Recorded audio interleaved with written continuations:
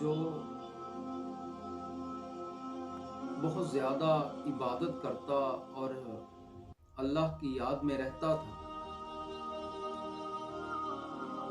वो नौजवान बहुत ज़्यादा खूबसूरत, हसीनो जमील और परहेज़गार था। बदकिस्मती से वो गरीब था और किसी के यहाँ काम करता था और जहाँ वो काम करता था वो एक कपड़े की दुकान थी और अपना गुजर बसर करता, मेहनत मजदूरी करता था और जो भी उसे देखता उस पे फिदा हो जाता। वो इतना हसीनो जमील और खूबसूरत था, अल्लाह पाक ने उसको हुस्न अता किया था। वो एक दफा काम कर रहा था, एक औरत दुकान पे आई कपड़ा खरीदने के लिए। औरत अमीर थी, पैसे वाली थी और करनी खुदा की ऐसी हुई कि उस लड़के पे उसका दिल आ गया। वो उस लड़के पे फिदा हो गई। जब उस लड़के को ये पता चला कि ये औरत मेरा पीछा कर रही है और मुझे नेक नजरों से नहीं देखती, तो उसने उससे पीछा छुड़ाने के लिए बहुत ज्यादा कोशिशें की, हर हरबे आजमा कर देखे, लेकिन उस औरत ने उसका पीछा नहीं छोड़ा।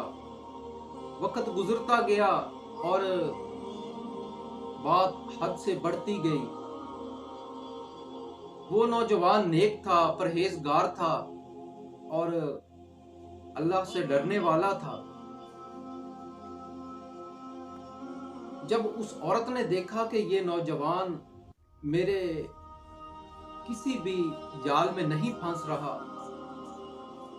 तो उसने एक दिन दुकान पे आके कहा और कुछ कपड़े पसंद किए और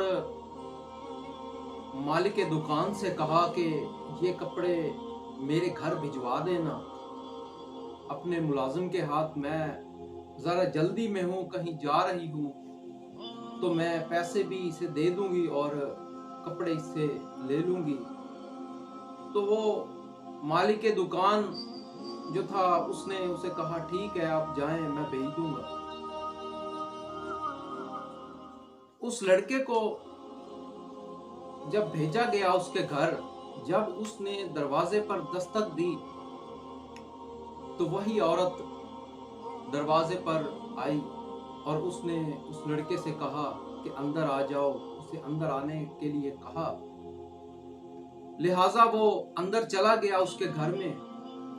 जब उसके घर में चला गया तो उसने उससे वो कपड़े ले लिए और उसे पैसे दिए और उसे बहुत ज्यादा लालच दिया कि मेरा हब्स पूरा करो, मेरे साथ मेरी ख्वाहिश पूरी करो, मैं तुम्हें बहुत ज्यादा इसका अजर दूंगी, तुम्हें बहुत ज्यादा पैसा दूंगी, माल दूंगी।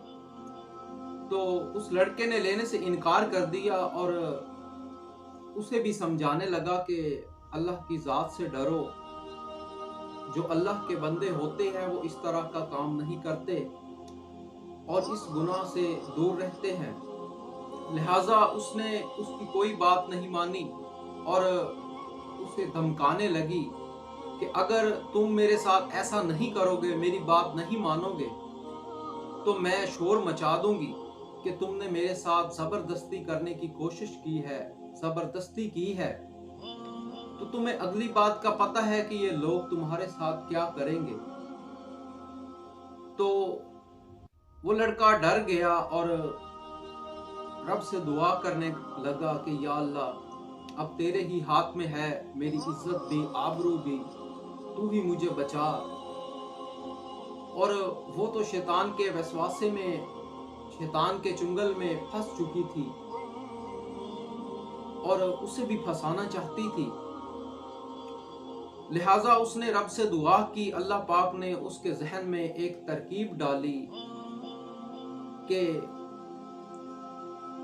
اس نے اس عورت سے کہا کہ تم اس طرح کرو کہ مجھے یہ پہلے بتاؤ کہ تمہارا غسل خانہ کہاں ہے، میں پخانے کی حاجت سے ہوں اور مجھے بہت زیادہ حاجت ہے، تو اس کے بعد جب میں باہر آؤں گا تو تمہاری خواہش پوری کروں گا، تمہارے ساتھ جو تم چاہتی ہو وہ میں کروں گا، اور میرے پاس کوئی راستہ بھی نہیں ہے۔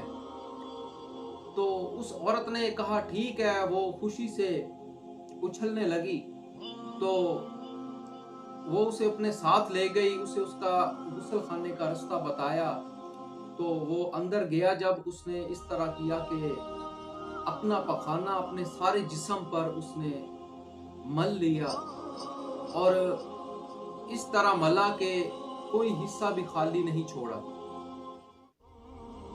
جب اس نے یہ کام کیا تو اس سے اتنی زیادہ بدبو آنے لگی کہ وہ خود بھی یہ نہیں تعین کر سکتا تھا کہ اس سے کتنی لوگ نفرت کرتے ہیں۔ جب وہ باہر نکلا، وہ عورت کھڑی تھی، تو اس عورت نے اسے اس حالت میں دیکھا تو وہ بھی اس سے دور بھاگنے لگی۔ ابھی وہ لڑکا کہتا کہ تم میرے قریب آؤ، لیکن وہ دور بھاگتی۔ جب وہ لڑکا چلا گیا تو وہ نہایا، اس نے اپنا جسم صاف کیا، تو اللہ پاک نے اسے ایک خاص انعام عطا فرمایا کہ اس کے جسم سے بہت زیادہ اور بہترین قسم کی خوشبو آنے لگی، اور وہ اس طرح کی خوشبو آنے لگی کہ جب وہ کہیں بازار سے اور کسی گلی سے گزرتا تو وہ مہکتا، اور اس طرح وہ خوشبو مہکتی کہ دور دور سے لوگ سونگتے اور لطف اندوز ہوتے۔